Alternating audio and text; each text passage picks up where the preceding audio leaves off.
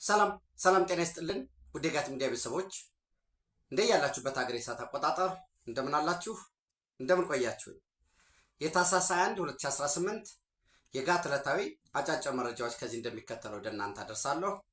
ሰውት እንደምላችሁ ላይክ አድርጉ፣ ሸር አድርጉ፣ ሀሳብ አስተያየታችሁን አካፍሉ፣ የጋት ሚዲያ ሜምበር ሁኑ። ጋት ሚዲያን ሰብስክራይብ አድርጉ። ሰብስክራይብ አድርጋችሁ የደወል ምልክቱን ተጫኑ። በሱፐር ቻት በሱፐር ታንክስ ድጋፍ አድርጉ። ድጋፍ እያደረጋችሁ ነው። የተለያዩ ወዳጆቻችን ድጋፍ እያደረጉ ነው። እናመሰግናለን። ይህን ነው ነገር ማለት ፈልገው። እግዚአብሔር ይስጥልኝ። እናመሰግናለን። ሶስት አጫጭር መረጃዎች አሉኝ። የመጀመሪያው የአሜሪካ መንግስት በ2026 ከነገ በስቲያ ጀምሮ በሚቆጠረው አዲሱ የፈረንጆች ዓመት በዓለም አቀፍ ተቋማት በኩል በኦቻ ኤንዌይስ በተባበሩት መንግስታት ለተባበሩት መንግስታት ይሰጥና የተባበሩት መንግስታት ደግሞ በራሱ ኤጀንሲዎች በራሱ ተወካዮች በኩል ድጋፍ ያደርጋል ማለት ነው። በተለይ የሰብአዊ አቅርቦት ላይ፣ እርዳታ ላይ፣ ሕክምና ላይ፣ ንጹህ ላይ ለችግር ለተጋለጡ ዜጎች ማለት ነው እስከ 20 ቢሊዮን ዶላር ደግፎ ያውቃል። ከዛ በላይ የሚሆንበት አለ። ግን በቅርቡ እንኳ ያለውን ከ2020 ወዲህ ብናይ 12፣ 13፣ 14፣ 17 ቢሊዮን ዶላር የደረሰ ነበረ። አሁን ግን 2 ቢሊዮን ዶላር ብቻ ነው ድጋፍ ያደረገው። ይህን 2 ቢሊዮን ዶላርም ሲሰጥ ለተባበሩት መንግስታት ድርጅት የአሜሪካ መንግስት ተቋማት ረድኤት የሚያቀርቡ ተቋማት ሪፎርም ማድረግ አለባቸው። የገንዘብ ምንጫቸውን እንደገና ማየት አለባቸው፣ ማሻሻል አለባቸው ከሚል ማስጠንቀቂያ ጋር ነው የተሰጠው።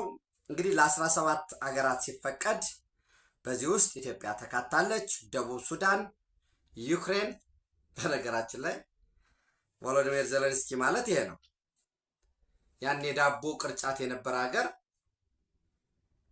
ለወርልድ ፉድ ፕሮግራም፣ ለዩኤንኤችሲአር፣ ለረድኤት ድርጅቶች ስንዴ ይሸጥ የነበረ ሀገር ለእርዳታ ለተፈናቃይ ችግር ላለባቸው ዜጎች እርዳታ የሚሰጥ ሀገር ነው ያደረገው። ሰው ደቡብ ሱዳን፣ ሱዳን፣ ዩክሬን፣ ሄይቲ፣ ናይጄሪያ፣ ሞዛምቢክ፣ ማይናማር፣ ዲሞክራቲክ ሪፐብሊክ ኮንጎ፣ ባንግላዴሽ፣ ሶሪያ፣ ኡጋንዳ፣ ኬንያ፣ ቻድ፣ ጓቲማላ፣ ሆንዱራስ እና ኤልሳልቫዶር እነዚህ በሰብአዊ ረድኤት የአሜሪካ በለገሰው 2 ቢሊዮን ዶላር የሰብአዊ ረድኤት ከሚካተቱ አገራት መካከል ናቸው። በነገራችን ላይ ኢትዮጵያ ስትካተት ከሱዳን፣ ከደቡብ ሱዳን በዋነኝነት ከኤርትራ ከነዚህ የተፈናቀሉ ግጭትን ፈርተው ወደ ኢትዮጵያ የተጠለሉ አሉ። በራሳችንም ደግሞ እንደነገርኳችሁ ግጭትን፣ ረሃብን፣ ስደትን፣ ድርቅን ለዳቦ ምንጭ አድርገው የሚጠቀሙ ጥገኞች ደግሞ የፈጠሩት ተረጃ አለ። ማን ደብቀው ቁጥሩ የቱንም ያህል ነው የሚለውን ትተነው ከወልቃይት ጠገዴ፣ ሰቲት ሁመራ፣ ከወለጋም ከመተከልም የተፈናቀሉ ዜጎች አሉ። ተፈናቅለው በየመጠለያ ጣቢያው ያሉ ለነሱም እርዳታ ይውል። አሁን ትልቁ ችግሩ የመጣ ሎርድስ ኦፍ ፖቨርቲ አለ። የድህነት ጌቶች አሉ። የመፈናቀል ጌቶች አሉ። በድህነት የሚያተርፉ በችጋር ከአቅርቦት ከእርዳታ አቅርቦት ከግዢው ጀምሮ ማጓጓዙን እንደገና እርዳታውን ለተረጂዎች በማቅረብ ሂደት በዛ ሰንሰለት መቼም ሎርድስ ኦፍ ፖቨርቲን የግራሃም ሃንኮክን መጽሐፍ አንብባችሁታል። እና በዛ ሰንሰለት ውስጥ የሚያተርፉ የድህነት ጌቶች አሉ። በጦርነት የሚያተርፉ ጌቶች አሉ። ይሄ ነው የሚባል ስራ ያልነበራቸው ጠመንጃ ትከሻቸው ላይ አንጠልጥለው ተሸክመው ጭንቅላታቸውን ከኬፕ ማድረጊያ የዘለለ የማይጠቀሙ ነፈዞች ያግታሉ፣ ይዘርፋሉ፣ ይገድላሉ፣ ንብረት ያወድማሉ፣ ይደራደራሉ። በዛ በጦርነት ሎርድስ ኦፍ ዎር የጦርነት ጌቶች አሉ። የጦር አበጋዝ ለመሆን እየተንደረደሩ ያሉ ኋላ ቀሮች አሉ።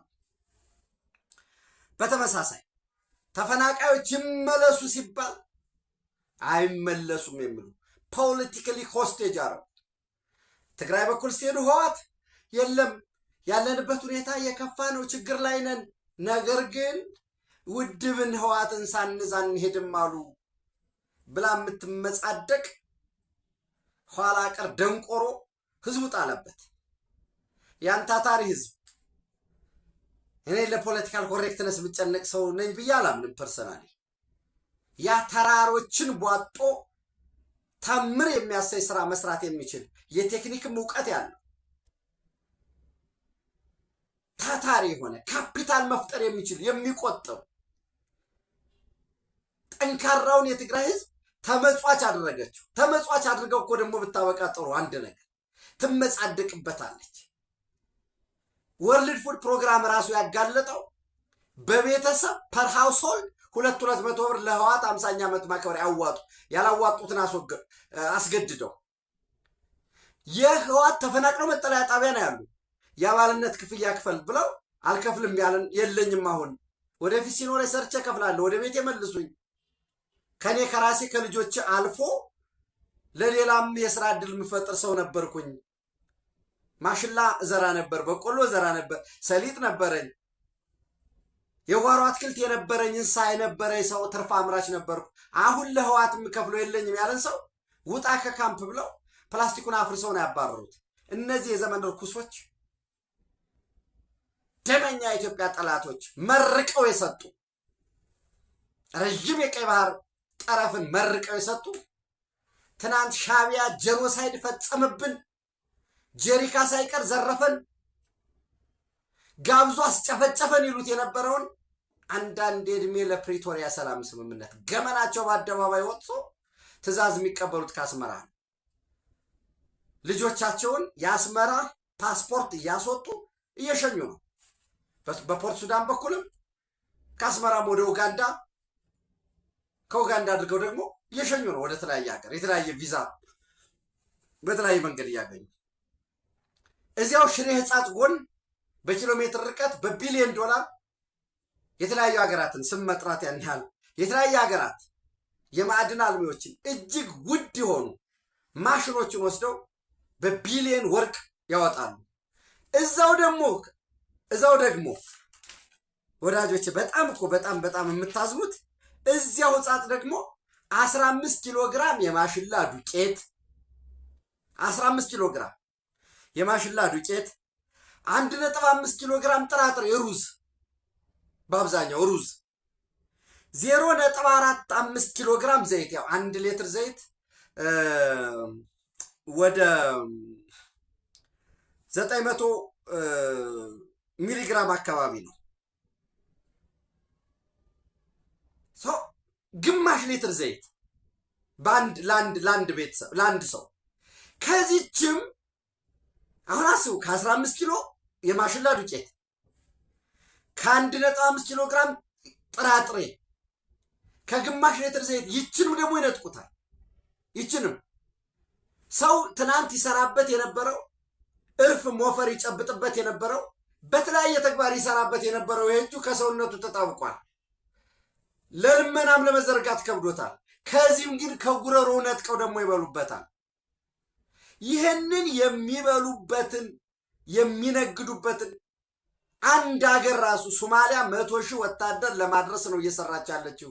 የኬንያ ጂዲፒውን አስቡ 120-130 አካባቢ ነው ያላት። ደቡብ ሱዳን የሰራዊቱ ብዛት 60 አካባቢ ነው። 200,000 በላይ ታጣቂ ይዘዋል። እንደገና አሁንም የቀድሞ ታጋይ ብለው ይሰበስባሉ።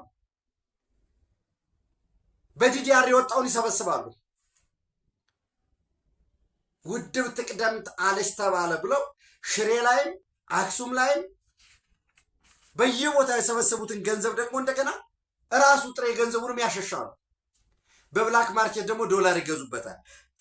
ጀነራል ጸጋዬ ማርክስ እኮ ከጀነራል ምግበይ ጋር የተጣለው ሌላ ምንም አይደለም። ሽሬና አክሱም ላይ የተሰበሰበን ገንዘብ እያሸሸ ነው ወደ መቀሌ፣ ታጣቂው ገንዘብ አላገኘም በሚል ነው። እነዚህ ሰዎች እንግዲህ ምን አሉ? ያኔ ወጣቶች ፎቶ አንስተው ለችግር ተዳርገዋል እንርዳ ሲባል የጻጽን ተሯሩጠው ለዓለም አቀፉ ማህበረሰብ ሊከሱ ወጡ። ተሯሩጠው በቃ ልናልቅ ነው ምናምን አሉ። ኦኬ አስቀድሞ ሌተናል ጀነራል ታደሰ ወረደ እዚህ ነበረ ከክቡር ጠቅላይ ሚኒስትር ዶክተር አብይ አህመድ ጋር፣ ከመከላከያ ኤታማዦር ሹም ፊልድ ማርሻል ብርሃኑ ጁላ ጋር፣ ከዋና ኢነርጂ ሚኒስትር ጋር፣ ከመስኖና ቆላማ ሚኒስትር፣ ከብሔራዊ ባንክ፣ ከኢትዮጵያ ንግድ ባንክ፣ አንበሳ ኢንተርናሽናል ባንክ፣ ወጋገን ባንክ፣ ከዓለም አቀፍ የዲፕሎማቲክ ኮሚኒቲው በተለይ ከዩኬ፣ ከእንግሊዝ፣ ከካናዳ፣ ከስዊድን፣ ከአውሮፓ ዩኒየን፣ ከጀርመን ከነዚህ ጋር ተወያየ። ጦርነት እንዳትከፍት እርዳታ እያቀረብን ነው አቅማችን በፈቀደ። ለዲዲአር አሁን እንደግፋለን። ስላልተጠቀማችሁት በጀት እየተቃጠለ ነው። የፌዴራል መንግስት በድርሻው የዲዲአር ከሚባለው በላይ እያወጣ ነው። ከሻዕቢያ ጋር ሆናችሁ ጦርነት ልትከፍቱ ነው፣ አቁሙ። ሌሎች ሀገር ውስጥ ታጣቂዎችን እየረዳችሁ ነው የሚል ክስ አለ፣ ማስረጃም አለን፣ አቁሙ። አማኑኤል ተነግሮት ነው ሄደው ሰው እነዛ ያወጡትን ፎቶ ያዙና ሊያራግቡ ሞከሩ። ሲያይ ዓለም አቀፉ ማህበረሰብ ሁሉን ጣቢያዎች ተዘዋውረን እንጎብኝ፣ ዳታም አለን፣ በዳታ መሰረት ኢንዲፔንደንት ሊናናቅር ሲባል ሰምታችኋል። እንግዲህ ፍጹምና ተክላ የሚባለው የሰሜን ምዕራብ ዞን አስተዳዳሪ የሚባለው የለም መርጠን በጣም የተጎዱትን መርጠን እንዲሁ ከሌላ ቦታ ቢሆን አምጥተን የሆነ ጣቢያ እናሳያለን እንጂ በሂውማኒታሪያን ህግ መሰረት ሁሉም ጣቢያ ተዘዋዙራችሁ አትጎበኙም ማለት አልተዘጋጁበትም ነበር ማለት ነው የሚያሳዩ። አንድ ለምን ፍጹምን መግዛት አይከብዳቸውም ነበር። እሺ እዚህ ላይ ላቁም። አንድ ሁለት እንዲመለሱ አይፈልጉ። እንዲመለሱ የማይፈልጉ አሁንም ለአንድ ሺህ ጊዜ ደግመዋለሁ። እነሱ ከተመለሱ የቆሙበት የፖለቲካ ተፈናቃይን ሆስቴጅ አድርገው የሚነግዱበት አንድ ይፈርሳል። ሁለት ከተፈናቀለው ነው በአብዛኛው የሰራዊት ምንጫቸው። ስለዚህ እሱ ቤተሰቦቹ ከተመለሱ እሱስ ምን አለ ወደ ስራው ነው የሚሄድ። ሁለት ሶስት ከተፈናቃዮች ከሚሰጥ እርዳታ ቀንሰው ነው ለታጣቂው የሚያበሉት። ተፈናቃዩ ከሄደ እርዳታ ፐር ሃውስሆልድ ነው የሚደርሰው። ወልቃይት ላለው ወልቃይት ባለው በተመዘገበው መሰረት በአካባቢው እርዳታ ይደርሰዋል። ስለዚህ ይህንን ማጭበርበር መቆጣጠር አይችሉም። ዲስተንስ ይኖረዋል ማለት ነው። ለዓለም አቀፉ ማህበረሰብ ደግሞ የሚያሳዩበት ተራቡ ተጠሙ የሚሉበት ነገር የለም። ስለዚህ የሆነን ኃይል ሊገሉ ይችላሉ በማስ እኔ ፈሚን ሊመጣ ይችላል። እርሃብ ክቡር ጠቅላይ ሚኒስትሩ ከዚህ በፊት ብለዋል። ኢትዮጵያ ውስጥ እርሃብ አይከሰትም ከዚህ በኋላ። ሌላው እየበላ የትግራይ ህዝብ አይራብም። እንዝ ቫይስ ቨርሳ ለወደፊት የትግራይ ህዝብም እየበላ ሌላ ቦታ ላይ ድርቅ ቢነሳ እኩል ተባብረን እንደርሳለን። ነገር ግን ዳታ ያስፈልገዋል። የትግራይ ህዝብ የቲተር አጀንዳ የኤክስ ከንሰርን ሳይሆን የሚፈልገው ስንዴ ነው፣ ውሃ ነው፣ ዳቦ ነው። እሱን እናቅርብለት ተባብረን። የአደጋ ዝግጁነት ኮሚሽኑ ዳታ ስጡን፣ ጥያቄ አቅርቡልን፣ አቅሟለን፣ እንረዳለን። ነገር ግን እያንዳንዱ ግለሰብ የሚሰጠው እርዳታ በትክክል እየደረሰ ነው ወይ የሚል ሲመጣ የትግራይ ፖሊስ ኮሚሽንና ለሚመለከታቸው አካላት ደብዳቤውንም አሳይቻቸዋለሁ፣ ለጥፈናል። ከዚህ በኋላ የማህበራዊ ሚዲያ የቲክቶክ ዩቲዩብ የሚጠቀሙ እርሃቡን የሚያጋልጡ በሙሉ አለ የብልጽግናና የስምረት ተለላኪዎች ናቸው። መጀመሪያ እኮ አስራበን ከልክሎን፣ ሸቀጥ ከልክሎ፣ ነዳጅ ከልክሎ፣ ሕክምና ምና ወዘተረፈ ነበር። ከዛስ ተጠያቂነት ሊመጣ ሆነ። ምክንያቱም የኢትዮጵያ መንግስት አይደለማ። የኢትዮጵያ መንግስት የሚፈለግበትን ያቀርባል እንጂ ሂውማኒታሪያን እዚያ ያሉት ገለልተኞች ናቸው የሚሰሩት። ኦች አለበት፣ አንድ ወርልድ ቪዥን ኢንተርናሽናል አለበት። ዩኤስኤድ ሲቆም የአሜሪካ መንግስት ድጋፉን በእነሱ በኩል ሲያርዲ አለበት። ሌሎች ደግሞ አሉ። አሁንም የሲቪክ ኦርጋናይዜሽኖች ውሃ የሚያቀርቡ ሕክምና የሚሰጡ ለተፈናቃዮች። ያ ተጠያቂነት ሲመጣ የክልሉን ጊዜያዊ አስተዳደሩንና መሪ መንግስቱን ህወሓት ፓርቲውን ከትግራይ ህዝብ ጋር ለመነጠል አንድ፣ ሁለተኛ ኢንኤፊሽንት ናቸው በሚል ዓለም አቀፍ ሊያሳጡን እየሰሩ ስለሆነ የስምረትና የብልጽግና ተላላኪዎች ናቸው፣ እርምጃ ይወሰድባቸዋል። አጀንዳውን ተነጠቀ ማለት ነው። አሁንም ግን የኢትዮጵያ መንግስት በትግራይ ውስጥ ያሉ ለትግራይ ማህበረሰብ የእውነት የሚጨነቁ ከሆነ የወሰን ጉዳይ፣ የሌሎች ጥያቄዎች ጉዳይ ይደርሳሉ። ነገር ግን አሁንም ያ ህዝብ ይመለስ፣ ወደ ቤቱ ይመለስ፣ ወደ ቀዩ ይመለስ። ወደ ቤቱ ወደ ቀዩ ተመልሶ በአካባቢው ያለውን ከቀበሌ አስተዳደር ጀምሮ በወረዳ ድረስ ይምረጥ፣ ዞንም ይምረጥ፣ ይረጋጋ፣ ማሰቢያ ጊዜ እንስጠው። ከዛስ ይደርሳል። ህዝብ ይወስን አይደል የት መተዳደር እንዳለበት። የአብድራፊ ሰው፣ የወልቃይት የሁመራ የአዲጎሾ የበረከት ሰው ይወስን፣ የት ብትሆን ይሻልሃል። ከዛ ውጭ ግን የህወሓት የጥቂት ጥገኞች መነገጃ ከጉርሱ የሚነጠቅበት ተነጥቆ ነገ ደምን እንዲፈስ ተጨማሪ ለሻዕቢያ ጥቅም ጦርነቱ ትግራይ ምድር እንዲሆን ለስትራቴጂክ ደብዝ ለግብፅ ለመለላክ ግብፅ ጦርነት ሊያስኬድ አይችልም። አሁን ዓለም አቀፍ ሁኔታው ተቀይሯል። ጂኦፖለቲክሱ ከመሰረቱ ተቀይሯል። ግብፅ የሚያዝዛቸው የሚያሽከረከራቸውን እያንዳንዳቸውን ነጥቦች ወይም ስፒሎች እየተነቀሉ ነው ከዚህ ቀጠና። በጅቡቲ እንደዚህ እጄ እዛ ወደብ ዶራሌ ላይ እንዲላረግ ነው፣ አሰብ ላይ እንዲላረግ የለም፣ አይሆንም። የቀጠናውን የዓለም አቀፍ የፖለቲካ ሁኔታውን በደንብ ማስተዋል ያስፈልጋል። ህወሓት አጀንዳውን ቀይሯል። ይሄ የ2 ቢሊዮን ዶላር ድጋፍም በሀገር ውስጥ ለሚኖሩ ከውጭ የመጡ ስደተኞችም ለሀገር ውስጥ ተፈናቃዮችም፣ ነገር ግን ተፈናቃዮችን ኢትዮጵያ ውስጥ መፈናቀል የለበትም፣ መመለስ መቻል አለባቸው። ችግሩ ከወለጋ የተፈናቀሉት ወደ ወለጋ ይመለሱ ሲባል በእነዚህ ተፈናቃዮች የሚያተርፈው የሚነግደው ወለጋም ሂደው ተመልሰው ውሃ የሚቀዱ በሚሊሻ ነው እያለ ፕሮፓጋንዳውን ይነፋል። ወደ ጠለምት፣ ወደ ማይጸብሪ፣ ወደ ሁመራ፣ ወደ ዳንሻ፣ ወደ ወልቃይት ይመለሱ ሲባል ይዛ ሲሄዱ ይገሏቸዋል ይላል። እማይለው የለም። ኢብን ቢመጡ ባለው ኤጀንት ደግሞ የተወሰነ ደግሞ ሊገል ይችላል። ህወሓት ይችላል ሳይሆን ይገድላል። ህወሓት የታወቀ እኮ ነው። ሀውዜ ላይ ያደረገው እናውቃለን። ገድሎ እኮ ቀብሮ አፋልጉኝ የሚል ነው ድርጅቱ። ስቲል ጠንካራ የሴኩሪቲ አፓራተስ ያስፈልጋል። ከህወሓት ከራሱ ለፖለቲካ ትርፍ እንዳይገድላቸው ይህንም በማድረግ ሰፊ ስራ መስራት ያስፈልጋል። ይመለሱ። በቋሚነት መፍትሄው እሱ ነው። ይህን ካልኳችሁ በኋላ እንግዲህ ምናልባት ከዚህ ከቀይ ባህር ቀጠና አኳያ አዳዲስ ዲቨሎፕመንቶች እየተፈጠሩ ነው። ዋነኛውን ማየት ያለብን የዶናልድ ትራምፕ ለኢራን የሰጠው ማስጠንቀቂያ አለ። የሚሳይል ልማታችሁን መግታት አለባችሁ። የስ ስትራይክ ልናደርግ እንችላለን፣ የኒውክሌሩ ላይ ግን ምረት የለንም፣ የሰይጣንን በር እንከፍታለን ሲል ያስቀመጠው አለ።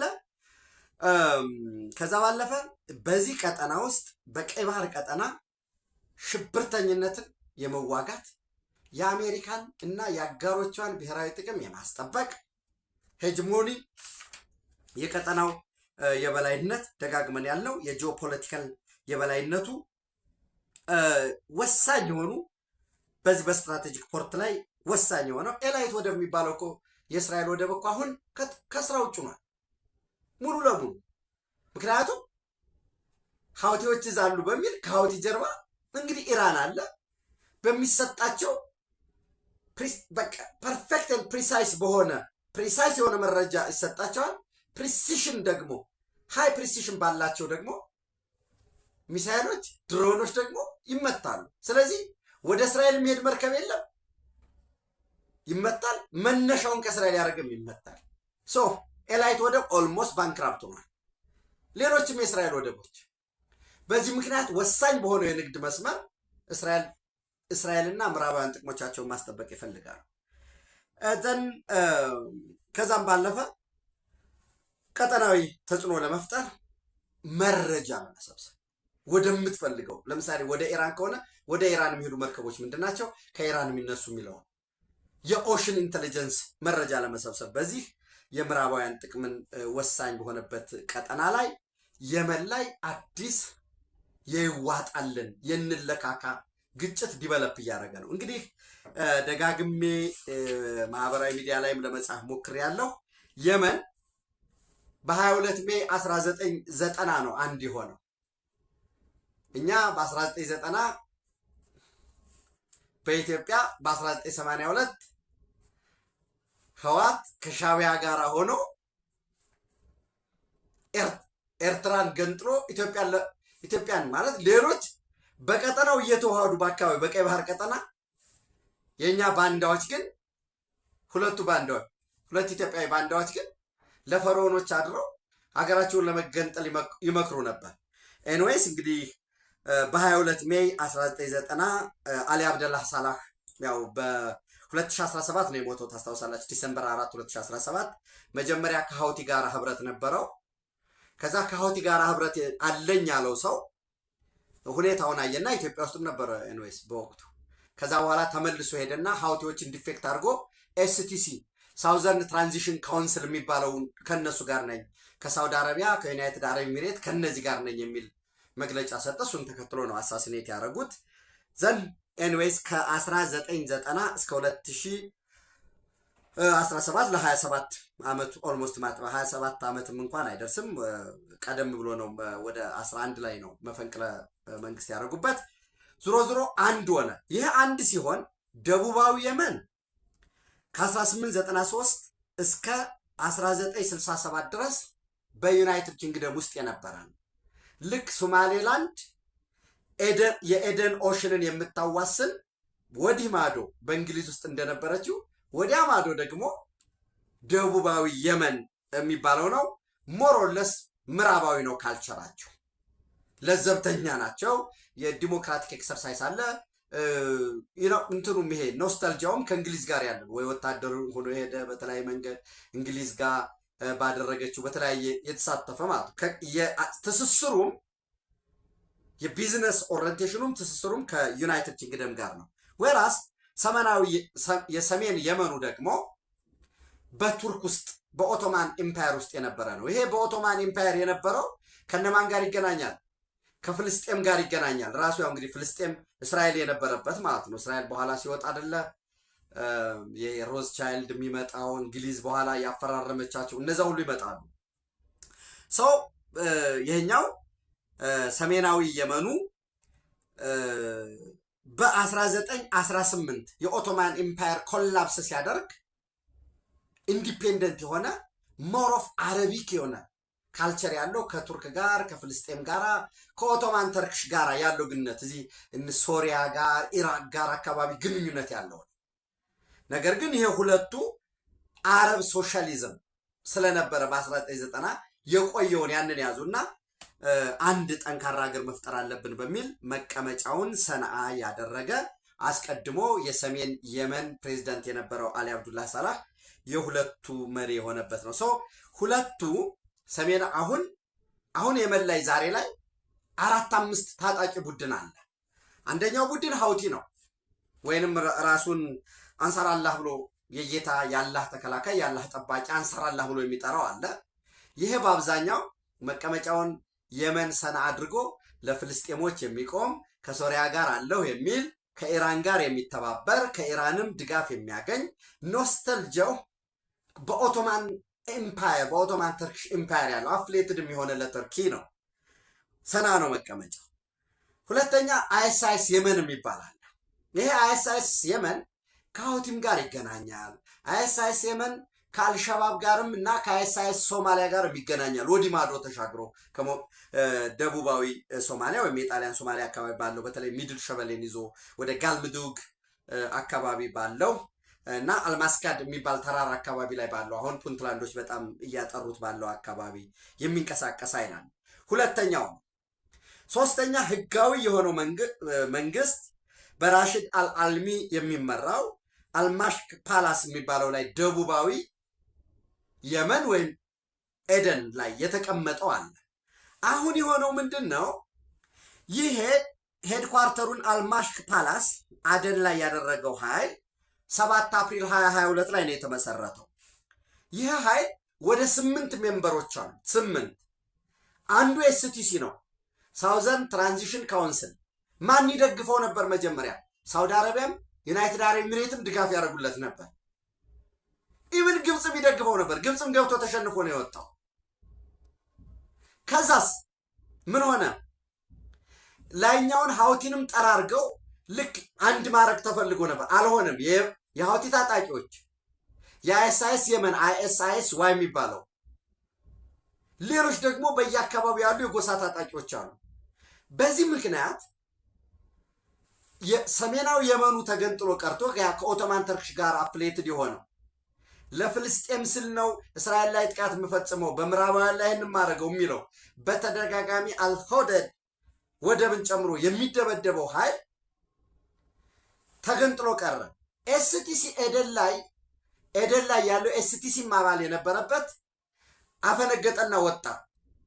ፕሬዚደንሻል ሊደርሽፕ ካውንስል ወይንም ፒኤልኦ የሚባለው ህጋዊ የሆነ መንግስት ነው። እንዳልኳቸው አስቀድሜ ዓለም አቀፍ ማህበረሰብ የሚያውቀው ነው። አሁን ሳውዘርን ትራንዚሽን ካውንስል በዩናይትድ አረብ ኤሚሬት የሚደገፈው በአንድ በኩል፣ ፕሬዚደንሻል ሊደርሽፕ ካውንስል ፒኤልሲው ደግሞ በሳውዲ አረቢያ የሚደገፈው እርስ በርስ ግጭት ውስጥ ገብተዋል። ዩናይትድ አረብ ኤሚሬት ትደግፈዋለች የሚባለው ኤስቲሲ ደቡባዊ የመንን ወይንም የቀድሞ ስሟን ፒፕልስ ዲሞክራቲክ ሪፐብሊክ ኦፍ የመንን ይዞ የቀድሞዋን የእንግሊዝ ቅኝ ተገዥ የነበረችዋን ይዞ ነፃ መውጣት ይፈልጋል። ለዚህ እስራኤል እውቅና እንድትሰጠው ይፈልጋል፣ ልክ ሶማሌላንድ ላይ እንደሆነው። ወይራስ ሳውዲ አረቢያም ሌላውም የኦርጋናይዜሽን ፎር ኢስላሚክ ኮሚኒቲም አረብ ሊግ ምናምን ደግሞ የመን አንድ ሆና ጸንታ የምትኖር የግዛት አንድነቷና ሉዓላዊነቷ የማይሻር የማይገሰስ ነው የሚል ደግሞ ወጥ አቋም መርሃል። እስራኤል ደግሞ ዩናይትድ አረብ ኤሚሬት ደግሞ ከኢራን ጋር ዩናይትድ አረብ ኤሚሬት እና ኢራን ቁርሾ አለባቸው በደሴት። ከኢራን ጋር ከሳውዲ አረቢያ ጋር ደግሞ ኦፔክ ውስጥ ባለው የነዳጅ ሽያጭ ድርሻ በቀጠናው አሸንፎ የመውጣት ነገር ግን ዩናይትድ አረብ ኤሚሬትም ሳውዲ አረቢያም ከአሜሪካ ጋር አሊያንስ አላቸው። የበለጠ ዩናይትድ አረብ ኤሚሬት ደግሞ ከእስራኤል ጋር አሊያንስ አለ። ከእስራኤል ጋር አሊያንስ ሲኖረው ሳውዲ አረቢያ በጣም ብዙ እስከ 1 ትሪሊየን ኢንቨስት ያደርጋል። ለአሜሪካ ኢኮኖሚ ወሳኝ ነው። ኢንጀክት ያደርጋል። ከአሜሪካ ኢኮኖሚ በቢሊዮን ዶላር የጦር መሳሪያ ይገዛል። ካሽካው ነው።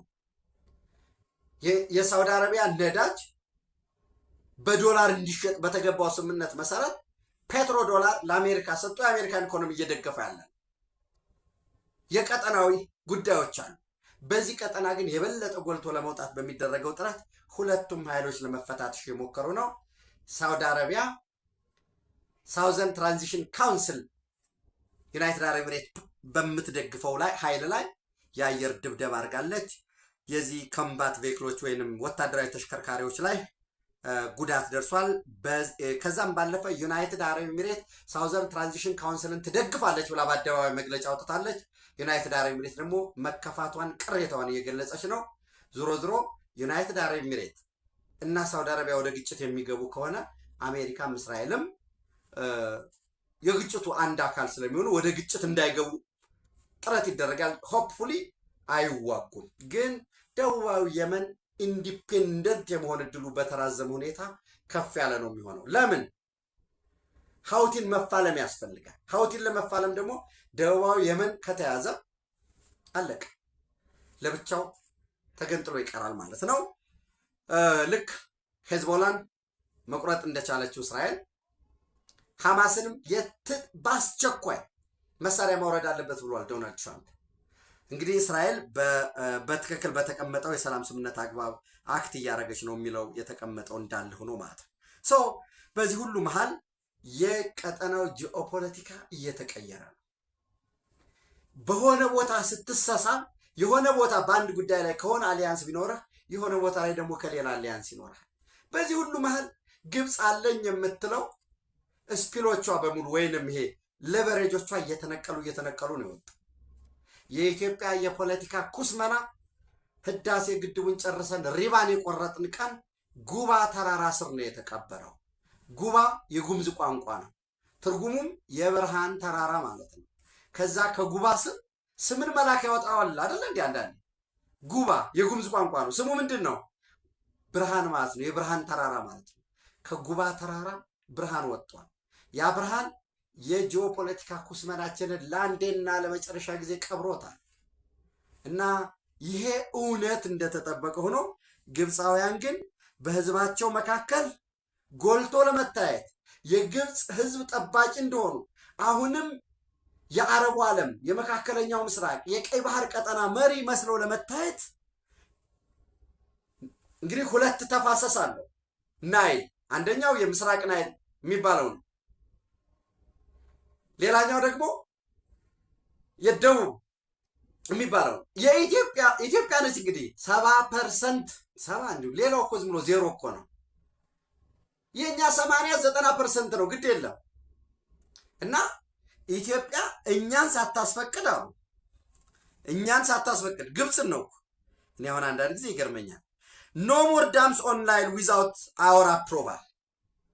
ለዛ ነው በባለፈው የውጭ ጉዳይ ሚኒስትር ሲያወጣ በቅኝ ግዛት ዘመን ውስጥ የሚዋኙ የሚዳክሩ ኋላ ቀሮች የተባሉት ለዚህ ነው። ግን ምን ይላሉ? እኛ በቅኝ ግዛት ዘመን አንኖርም አለ በድር አብደላቲ የ2025ን አጠቃላይ ሁኔታ መግለጫ የሰጠበት። በተለይ የዩናይትድ አረብ ኤሚሬቱ ጋዜጣ ዘናሽናል በደንብ አድርጎ ሰርቶታል። ብታነቡት ደስ ይለኛል። ኖ ሞር ዳምስ ኦን ናይል ዊዛውት አወር አፕሮቫል ኢጅፕት ዋርንስ ኢትዮጵያ ይላል። ለሌሎች አጽድቀናል ነው ፕሮጀክቶች፣ ለኢትዮጵያ ግን እኛ ማጽደቅ አለብን። ለምን? በኢትዮጵያ ሉዓላዊ ግዛት ውስጥ ለሚሰራ ግድብ ማንንም ሀገር አንጠይቅም። ምናልባት ካይሮ ላይ የምንገነባ ከሆነ እንጠይቃለን። ሲናይ ላይ የምንገነባ ከሆነ ምናልባት እንግዲህ እኛ እንገነባ ምን ይሰራልናል? ከዛ ውጭ ግን በኢትዮጵያ ግዛት ሉዓላዊ ድንበሩ ስለሚገነባው ማንንም አንጠይቅም። ያውቃሉ እነሱም። ቦርደር ዳም አልቋል። ህዳሴ ግድብ ማለት ነው። የማቢል መንዳያ፣ የካራዶቢ፣ የጣና በለስ በነገራችን ላይ ጣና ኤሌክትሪክ ማመንጫ አላል ጣና በለስ እሱን ይዞ እስከ ፓዊ ያለው እንደገና የአግሮ ኢንዱስትሪ ክላስተር ሆኖ እየተሰራ ነው። ያውቃሉ ይሄንን። ለዛ ነው ብዙ ሺህ ነገር የሚዘረዝሩት። የአርኤስኤፍ ማሰልጠኛ አለ እንዲሆነ። ሁለተኛ ጋምቤላ ላይ የባሮ አኮቦ አሁን ያለው 1200 ሜጋዋት ኃይል ማመንጫ ይሰራል። ሌሎች ፕሮጀክቶች አሉ፣ ወሳኝ የሆኑ ፕሮጀክቶች። ፈንድም የተገኘ ግብፅ በዚህ አጣብቂኝ ውስጥ ቅርቃር ሲገባ ልክ ያኔ እንደ ጸደይ አብዮት እንደ አረብ ስፕሪንግ ሪቮሉሽን ያኔ ሆስኒ ሙባረክ ሂዶ እዛ ውስጥ በነበረው ወቅት ከእስራኤል ጋር ያለንን የሰላም ስምምነት የካምፕ ዴቪድን መልሰን እናያለን፣ ከአሜሪካ ወጣ ብለን ወደዚህ እንሄዳለን ወዘተረፈ ያሉ ጊዜ ከላይ ናይል ግድብ ተገንብቶ ህይወታት ቅርቃር እንደገቡ ስለሚያውቁት ለማንገራገር ይሞክራሉ። ፋይናንሱን ፕራዮሪቲ የምንለው አለ፣ ደሊቨራሎጂ የሚባለው የቅድሚያ የምንሰጣቸው ጉዳዮች አሉ። ከዛ ውጭ በኢትዮጵያ ሉዓላዊ ግዛት ውስጥ የአድዋ ልጆች የአድዋ መንፈስ ወራሾች እምቢ ባዩ ለኢትዮጵያ እንኳንስ ልጆቿ ተራራው የተዋጋላት ወንዙ የተዋጋላት ክረምት እየሆነ እየሞላ መልክዓ ምድሩ የሚዋጋላት ዛሬ በጂኦፖለቲክስ ደረታችንን ነፍተን ጠንካራ ስትሆን ዝም በል ደካማ መስለህ መታየት አለብህ እንደ ሸንዙ ጸጥ ረጭ ብለን ስራችንን እየሰራን ስለሆነ ነው። ስራችን ራሱን ይናገራል። ብዙ ፈተናዎች አሉ። ኦቬስ ነው። ምን ንግግር አለ? ፈተናዎች አሉ። ለምሳሌ የኑሮ ውድነትን ወደ አንድ ሀዝ ነጠል ሀዝ ለማውረድ የኢትዮጵያ ብሔራዊ ባንክ ሰፋፊ ስራዎች እየሰራ ነው። የትራንስፖርት ችግሮች አሉ። የመኖሪያ ቤት ችግር አለ። የንጹህ መጠጥ ውሃ ችግር አለ። ብላ ብላ ብላ ብላ። ችግርን በመዘርዘርና ችግር ላይ በማላዘን ችግር አይፈታም። ቀስ ብለን በየአቅማችን ቢያንስ ተጨማሪ ሸክም ላለመፍጠር ከትናንቱ ከመጣው የድህነት የችጋር ቁልል ውስጥ በትውልድ ቅብብሎች ቢሆንም የሚፈታው እኛ አድዋማችንን ይዘን አካፋችንን ይዘን ተራራውን እየናድን የልዩነት ግንብን እያፈረስን የብልጽግናን የእድገትን ድልድይ እንገነባለን። የሆነውም የሚሆነውም ይሄ ነው። ይህንን ለማደናቀፍ የድህነት ዘበኞች፣ ተለላኪዎች በኢትዮጵያ ኩስምንና ውርደት ላይ እንነግሳለን የሚሉ ባንዳዎች ገሚሱ ሱዳን ነው ያሉ፣ ፖርት ሱዳን። ገሚሱ ፓስፖርት እያሳደሰ ነው። ወደ ኡጋንዳ አንዳንድ የፋሚሊ ቢዝነሶች አሉ፣ ወደዛ ሊሄድ እየተንቀሳቀሰ ነው። ገሚሱ ሀገር ውስጥ ላይ የሆነች ኮሽ ባለ ቁጥር በቃ አለቀ፣ አሁን እንዲህ ከሆነ እኮ እንዲህ ነው እንዲያስነስተን እያለ ይቃዣል። ገሚሱ ደግሞ ቁጭ ብሎ ሻዕቢያ የሰጠውን ሳያመነዥክ እየዋጠ ከሻዕቢያ ውስጥ ከባብ እንቁላል የሚጠብቅ ጅል የዋሃል። ኢትዮጵያ ግን ልክ እንደ ትናንቱ ማሸነፍ ልማዷ ነው። እያሸነፈች ትቀጥላለች። ተንኪ